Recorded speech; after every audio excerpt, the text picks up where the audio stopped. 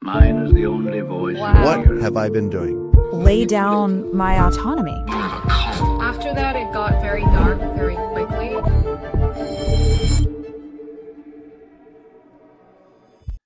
Hey everybody, welcome back to Cults to Consciousness. My name is Shalise Ansolo, your host for today, and we are going live with someone who we already did an interview with. She was on the Shiny Happy People 2 documentary talking about teen mania and the Honor Academy, and she has a huge platform herself talking about, I think she would call it strict white Christian fundamentalism, evangelical fundamentalism. Let's just bring her on and have her correct me. Thanks for joining us, April Ajoy. Hello, it's so good to be here again. Yeah, thanks for joining us. Okay, did I get it right? Is that the term you would Yeah, use? I mean, there's so many terms for it. White American evangelicalism, Christian nationalism, Christian fundamentalism, you name it. There's a lot of overlap. Yes, and so you have your own platforms, pretty large, dedicated to talking about these things specifically in a comedic way, or at least that's how I found you, was your skits where I was like, oh my gosh, what is going on here? Talking about youth groups and things. Oh yeah, So that's fun. kind of my coping mechanism, and how I keep from crying is just, why don't we just laugh about it? That's more fun.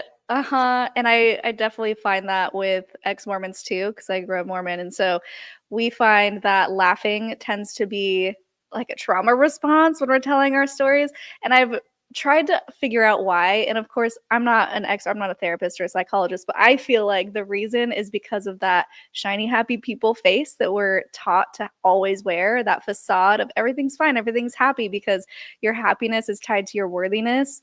And so if you're not happy, you're probably doing something wrong. And I think it creates this fake facade of, well, fake and facade, same thing. It creates this facade of everything's fine. And so then we leave, we're like, everything's fine, everything's tumbling down, but I'm fine. Yeah, I think it's that.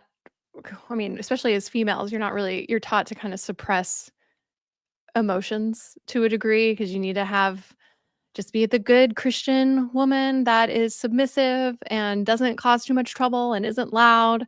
But also, I think, I don't know, sometimes you just gotta laugh. It's like that dark humor. I remember I went to when I was in therapy one time, and I'm telling like this really traumatic story, but I'm telling it really in a funny way, and I'm like, ha ha, and my therapist was like, that's not okay. And I was like, oh, okay.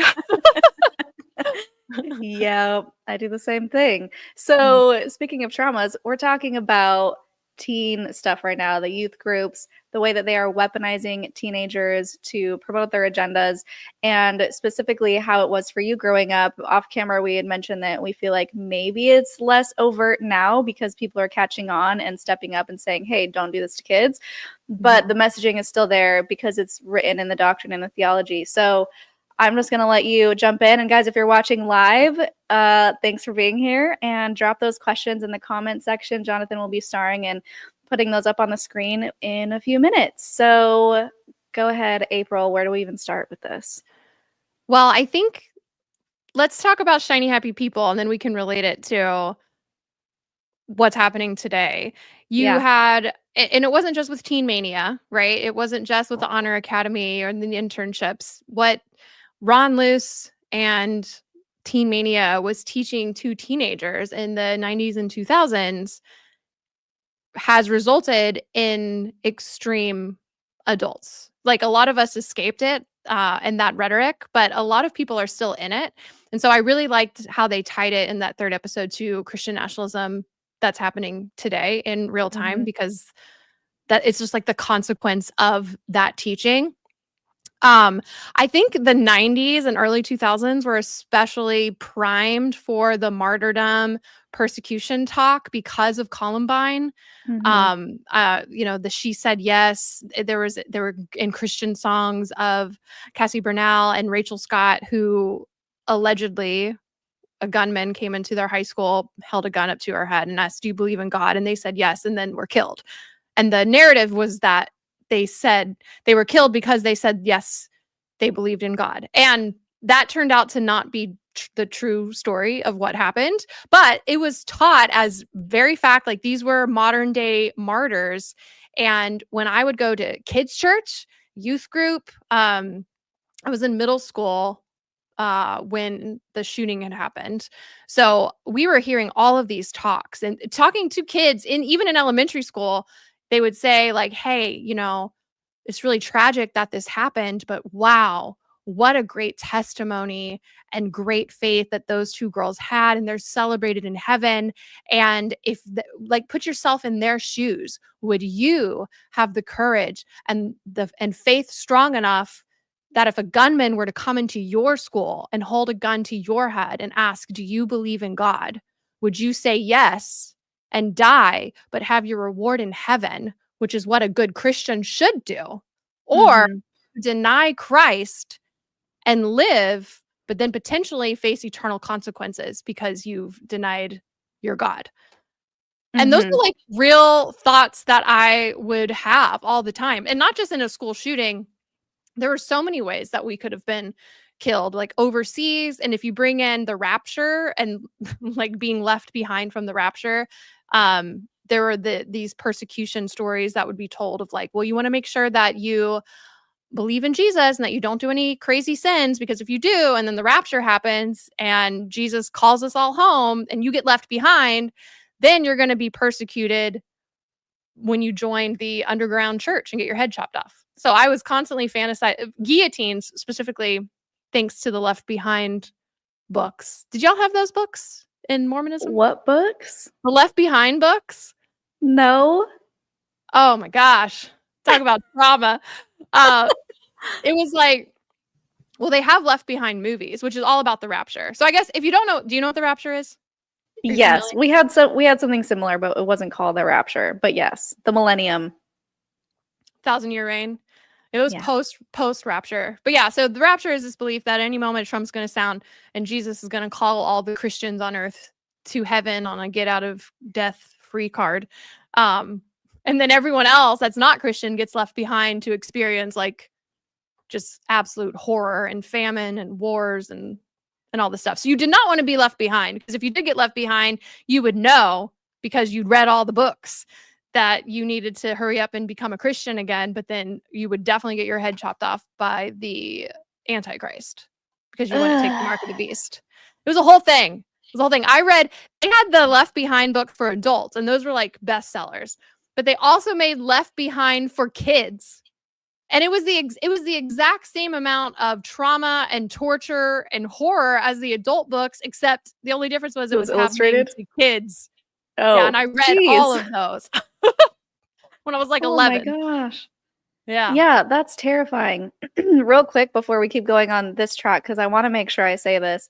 It's so tone deaf and disgusting to me personally to use someone's tragic story of being killed, the Columbine story, as a faith promoting story. And they do this so many times in Mormonism too, like the handcart company, and we even reenact the pioneer trek as kids. So I guess they are kind of built. Now that I'm thinking about it, Mormonism does kind of do the same thing, because we were talking off camera. I'm like, I don't think Mormonism does that.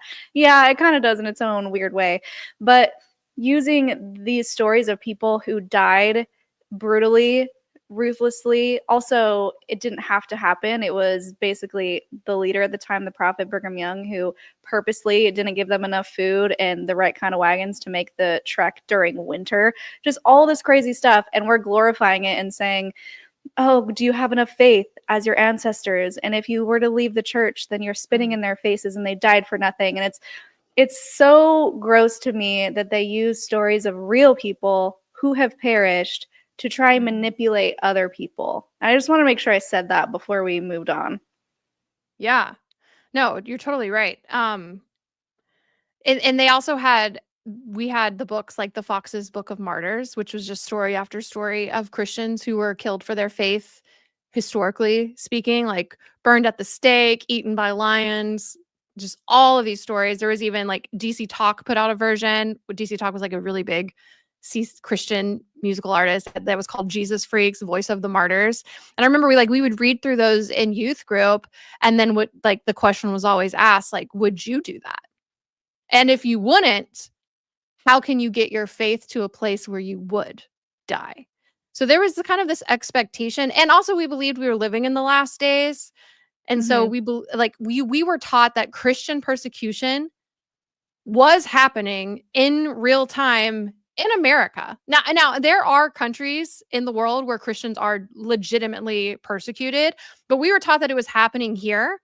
And so that's kind of where like the Christian nationalism comes into play, because there really isn't Christian persecution in America, because I mean every single one of our presidents has claimed some form of Christianity in some way. And if you look at who's in our government right now, who's on the Supreme Court right now, the laws that are being passed is very, it's got that Christian stamp, at least the fundamentalist evangelical Christian stamp. So you're not really persecuted. But where the reason why persecution was such a narrative that is taught, that's built into the theology, is because of scriptures like Jesus said, like, the world will hate you because it hated me first. And like, you should be in the world, not of the world. And blessed are the persecuted. So there was kind of this belief that if you are not disliked and if you are not hated, you don't have a strong enough faith, which is why I really believe in hindsight that one reason why so many evangelicals today are so hateful and like so hurtful and like trying to take rights away from people is because they want to be persecuted. Because if they are attacked verbally, or people are condescending to them, or people want to boycott whatever it is they're trying to sell, that's how they can justify like, oh, well, I'm being a good Christian because I'm getting pushback. Yeah. Yeah, purposely pushing people for that confirmation bias to kick in. Yeah, and it's you see the same thing with, there's that controversy a few years ago of the bakers that wouldn't bake a wedding cake for a gay couple, and they cited religious beliefs. And when they got sued, they claimed Christian persecution, because that will rally everybody up, as opposed to they were just being discriminatory against a gay couple. So it's a way to skirt accountability, because if you can frame something as, well, I'm being persecuted for my faith and for my beliefs, then you can get around being held accountable for actually just being a bigot. Yeah, freedom of religion, it's one of those things where it's good and it comes with a lot of consequences. It comes with a lot of culty things going on and abuses happening behind closed doors because no one wants to touch it because they're a religion, and then that would be persecuted. It's hard, but I feel like the rest of the world, and if you're if you're watching from another part of the world, I feel like the rest of the world is like, the States has a lot of cults. Why is that? And it's that those pros and cons of, yes, we want people to be able to believe whatever they want to believe and not be persecuted for it. And at the same time, that leaves room for a lot of abuse to go unchecked. Yeah, no, absolutely. And there's this, there are so many layers to this, because on the one hand, you want Christian persecution because it kind of validates your faith. It's easy to rally the troops, to rally your base, to rally your congregation if you believe that your faith is under attack.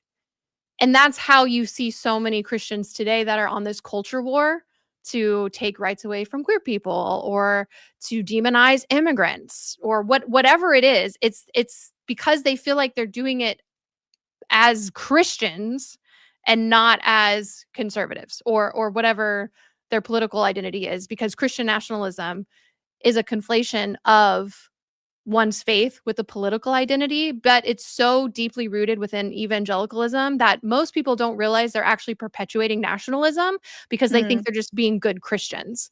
Like when I was fighting gay marriage, I believed I was doing it because it was the right Christian thing to do, not because, I never once thought, well, I'm just taking these rights away from these people because I don't like them. Yes, that was true, but it was kind of twisted into my theology. But it's like, and here's the difference. Like, it's okay. I mean, I disagree with this, but there's a difference between just believing, like, if you believe homosexuality is a sin, you're allowed to believe that. Like, that there's nothing inherently wrong with believing that if that's what you believe. We can't help what we believe. It's a lot of it's indoctrination, a lot of it's what we're taught, a lot of it's how we interpret scripture. That's fine. And then you say, well, I'm not going to be in a gay relationship because that goes against my beliefs. That's perfectly a-okay, and that is your right. When it becomes nationalism and when it becomes harmful is when you say, well, you cannot be in a gay relationship because it goes against my beliefs. When you start enforcing your beliefs on other people who do not hold those beliefs, that's when we enter into Christian nationalism, which is what we see happening right now, like today in real time. You're seeing it all over the country. People are trying to pass, like they just petitioned again to overturn Obergefell, to overrule, to overturn gay marriage in the name of Christianity. And that's and that like there's so many interpretations of Christianity. Like I'm still Christian. I'm fully queer affirming.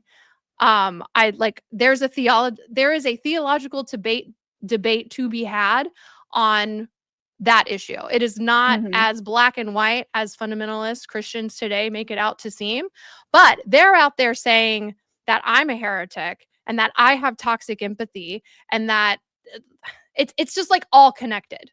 And so they would look at me and say, I'm blaspheming God, I'm a tool of Satan, and then I'm harming Christianity because I love people too much, which is actually toxic empathy, but which is what they say. But the reason they say that is because they have to know deep down that they're not actually loving their neighbor. And so they have to convince themselves they have to do mental gymnastics. And I'm saying they, but really I was the same way. So I know why they're doing it.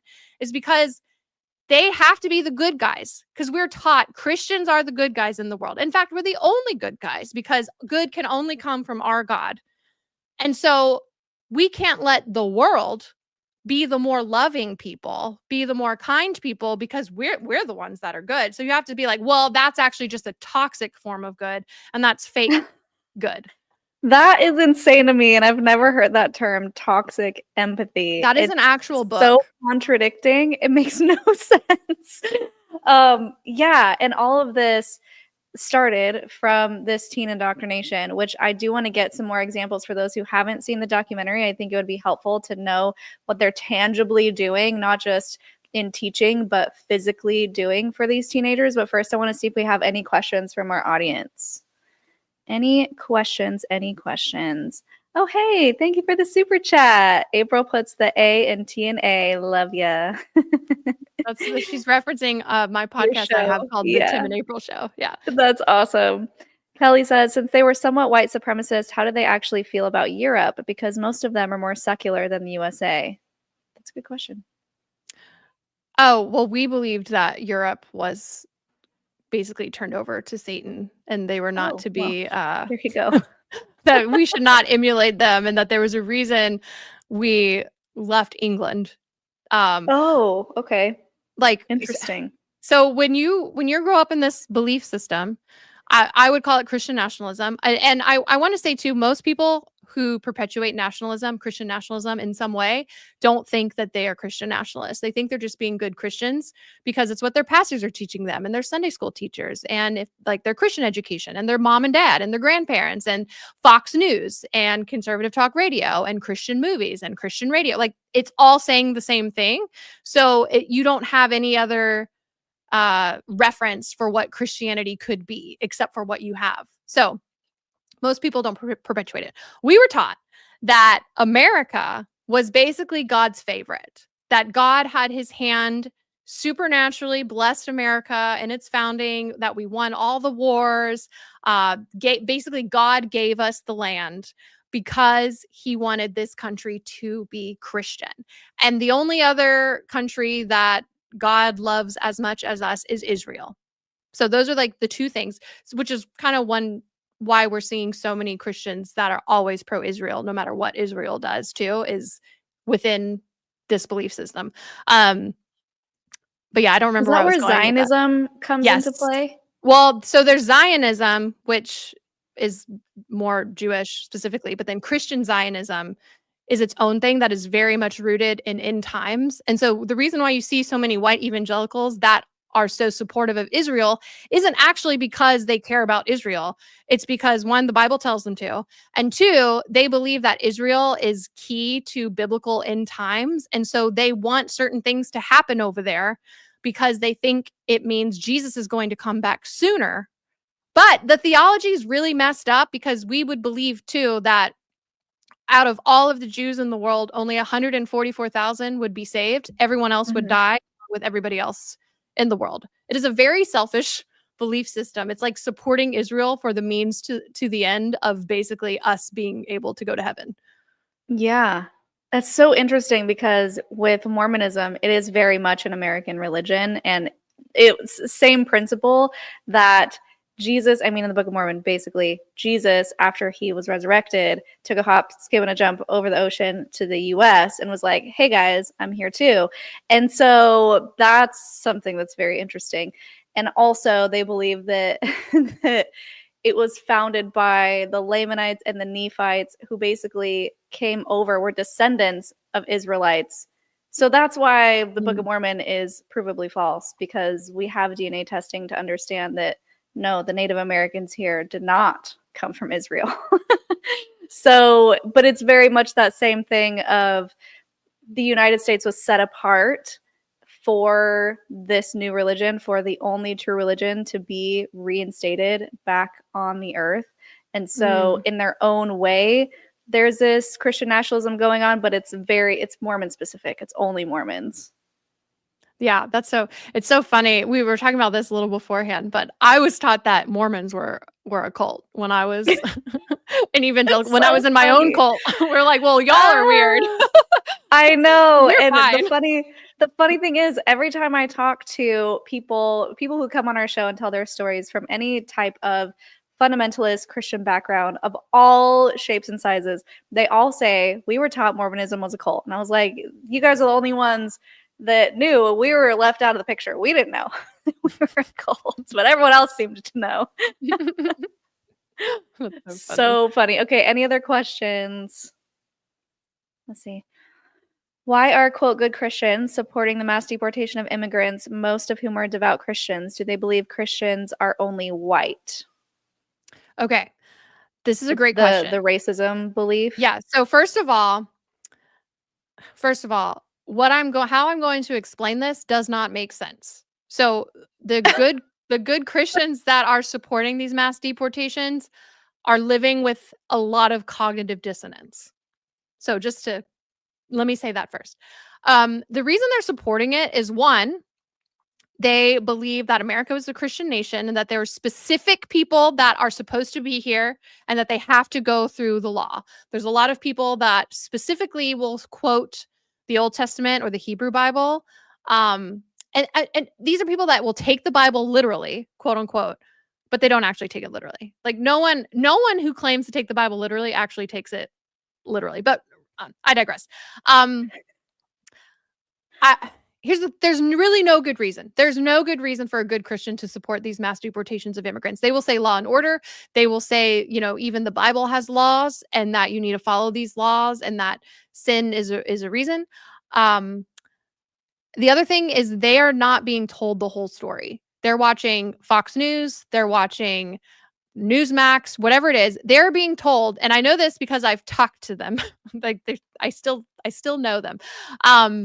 They literally just believe that it's only violent people that are being deported. Now, some of them are starting to wake up and are starting to realize that the majority of the Christians or the majority of the immigrants that are being deported right now are Christians, which is so stupid. Like if there's any actual Christian persecution happening in America, it is against immigrants right now that are being deported or being thrown in alligator Alcatraz, having their families ripped apart. Like that is the actual Christian persecution. It's not Sean Foyt getting a worship night canceled. If you don't know who that is, he's awful. So you can look him up or not. Maybe no. Or don't. Save yourself. So yeah, it's just cognitive dissonance. It's because people like Allie Beth Stuckey, who wrote the book Toxic Empathy, literally one of her main points was that progressives are going to use sad stories about immigrants to get you to want to keep immigrants in the nation and to get you to not care about the importance of deporting them. So that's one reason they're weaponizing toxic empathy, is to keep Christians from caring about the immigrants. But there's cognitive dissonance there because Jesus literally said, I was a stranger and you did not welcome me, and what you do to the least of these, you do to me. And there's plenty of instances all throughout the scriptures that talk about welcoming the immigrant. Even like Sodom and Gomorrah, a lot of Christian nationalists like to use that story to condemn gay people. But Ezekiel says that the sin of your sister Sodom was actually that they were inhospitable and were not welcoming and did not take care of the poor and the needy.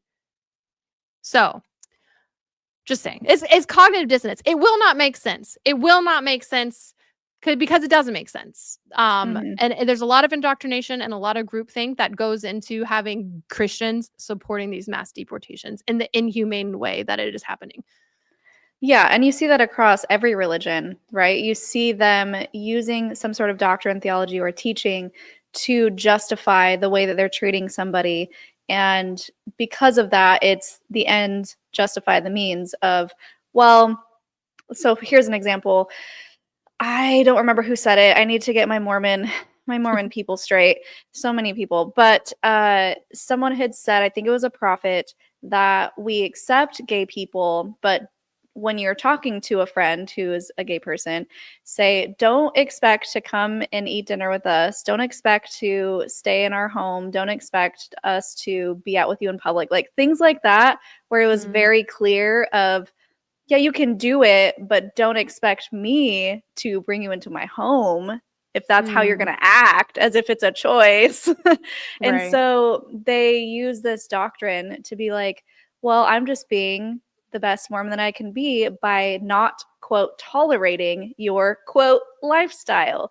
And they think they're doing the right thing. And so I think we see that come up in so many different spaces where really, if you really get down to it, generally speaking, it's usually the cult leader, the person who started it, or the person who spread all of this toxic crap is just using it to push their own agenda. They're creating these rules, they're creating this doctrine because they personally are unaccepting of certain people. They personally want to, I don't know, have sex with a bunch of people, and they personally want to get rich. And so usually they create these things that will support that so that other people go, oh, it's just the doctrine. I'm not being a bad person. I'm just following the doctrine, because they know deep down that it doesn't ethically make sense to act that way toward your friends, towards your neighbors, which Jesus said, as you mentioned, love thy neighbor. So I think it's just a lot of people at the top pushing their agendas. Yeah. I mean, this was something that was very eye-opening for me when I started deconstructing, several years ago, was just how deeply rooted white supremacy and the patriarchy are in American evangelicalism and Christian nationalism. They're not necessarily the same, but there's so much overlap. Like, I don't think most people realize how deeply embedded Christian nationalism is in American evangelicalism, and it's not always overt. Like the way that you see it, you hear pastors from the pulpit say, we're not going to tell you who to vote for, but we will tell you to vote for biblical values. But then the biblical values that they mention are gay marriage, abortion, guns. I like legitimately in 2016, we were going to a church in Georgia, and it was the Sunday before the election, and the pastor got up. So this was Trump versus Hillary. So it would have been in 2015. It was the 2016 election. The Sunday before the election, the pastor got up and said, we're not going to tell you who to vote for at this church. We don't get into politics, but as long as you vote for the person who is pro-life, pro-Israel, pro-biblical marriage, pro-gun, and he listed a bunch of other things. Like, you might as well said in rhymes with rump. Like, we all know exactly who he was talking about. But now I don't know if you saw, but the IRS, some judge just ruled that, or maybe it was the IRS, but that basically that churches can endorse candidates now. Whoa. So they were basically doing that anyway. Yeah, it's so funny that you mentioned that. So we just did an interview with Genetically Modified Skeptic, Drew, fantastic channel. And he was saying, while we were doing our pre-chat, he was like, you know what? I think I'm just now discovering that I was actually a white supremacist. But no one ever explicitly said that. But he would talk about sermons where they were saying, in quotes, the Muslims are outbreeding us and we need to produce as many white children as possible. And he's just now looking back at those and being like, oh, yeah, that wasn't very cool what we were doing. But because again, it's cloaked in this idea of this is what you need to do to be a good Christian, to get into heaven, just to do all the right things. And so people turn off their critical thinking and just accept it, because that's what you have to do when you're in a high control group, is accept all of the tenets, accept all of their doctrine as fact, as truth, and act accordingly. Because if you don't, if you say no to one thing, that means you may have to deconstruct everything else, which is too much to uncover or think about. I think before we get too deep into this, let's see if there are any other questions. This is going so well, so much information. Woo! So such fun topics. Yeah, I'm so excited to get to a live, says Paige. I've been listening to both of you religiously, pun intended. Thank you, Paige. That's so awesome. Oh, wow, I actually caught this right at the start. Hey, guys. Thanks so much for being here. Love watching on TNE, April. I love it. So great to have this crossover with audiences. Okay, so before we continue on this and before we answer any more questions, let's talk about some really specific ways in the flesh that teens are, especially, or were in your time, being groomed into becoming these warriors, legitimate battlefield warriors for Jesus.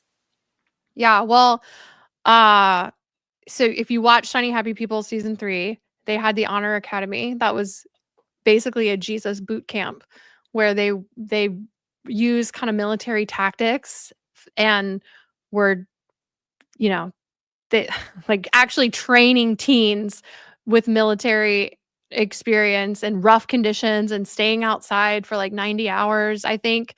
So there's like one like tangible way.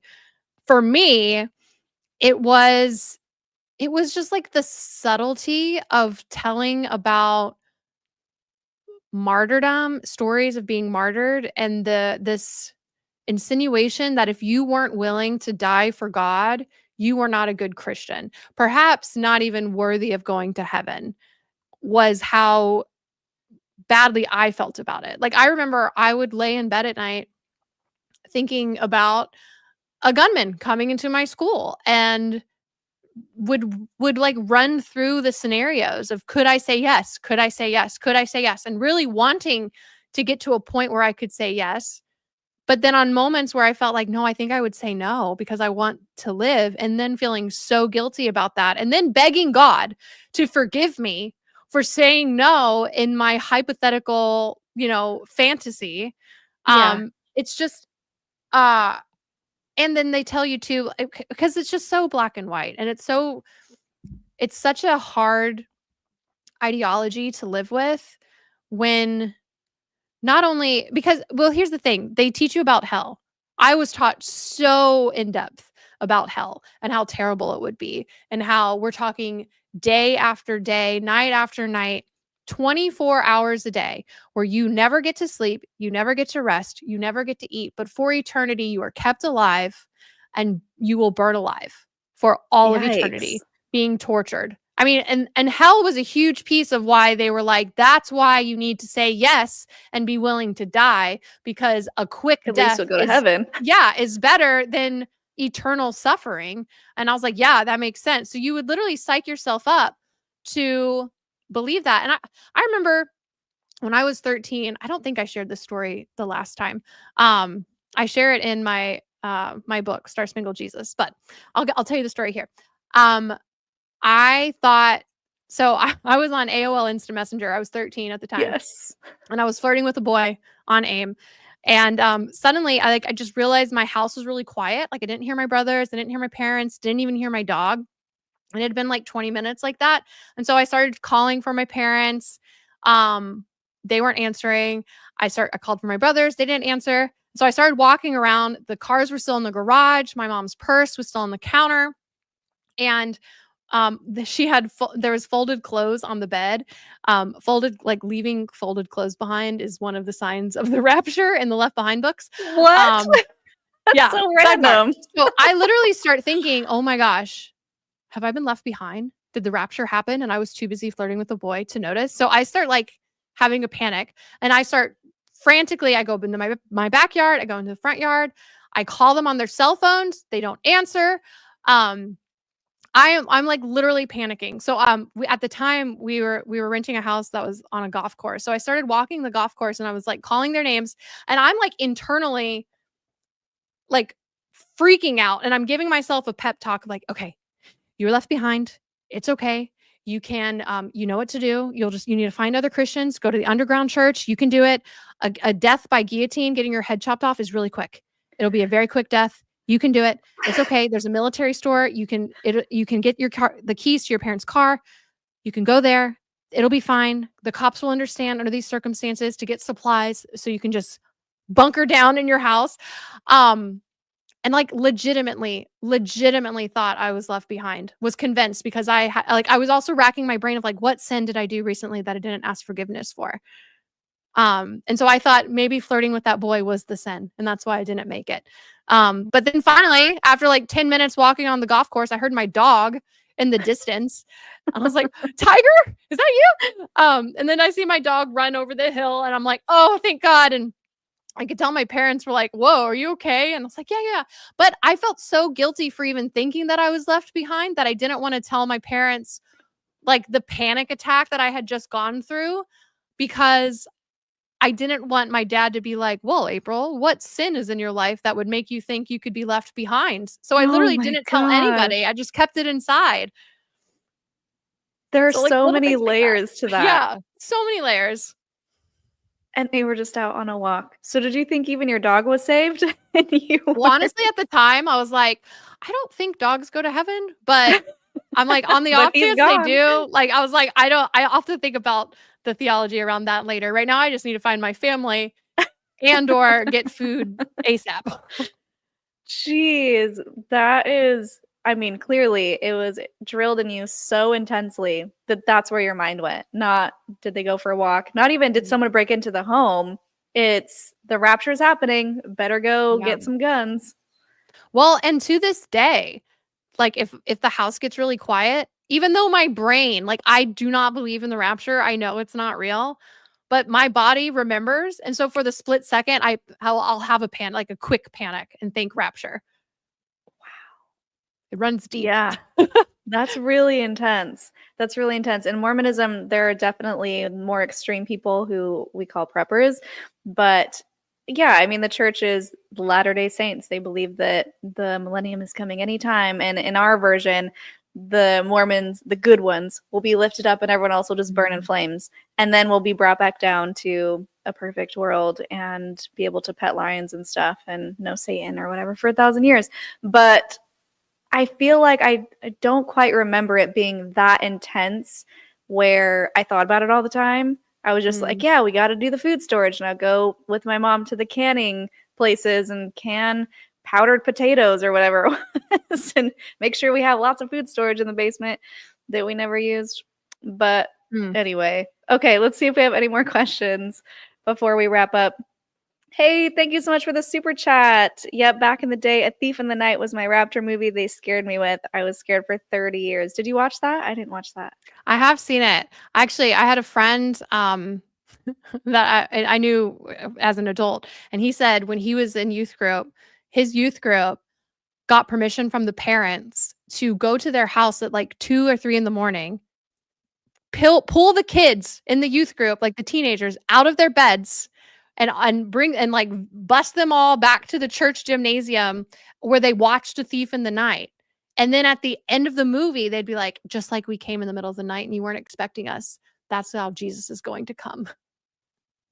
That's intense. Why are I we doing this know. to kids? I don't know. Come on, guys. It's to train them. So by the time they're adults, like you mentioned in the beginning, they just have this mission and they feel like there is no other way. And they are just militarized for the calling that was implanted in them whenever they were kids. Mm-hmm.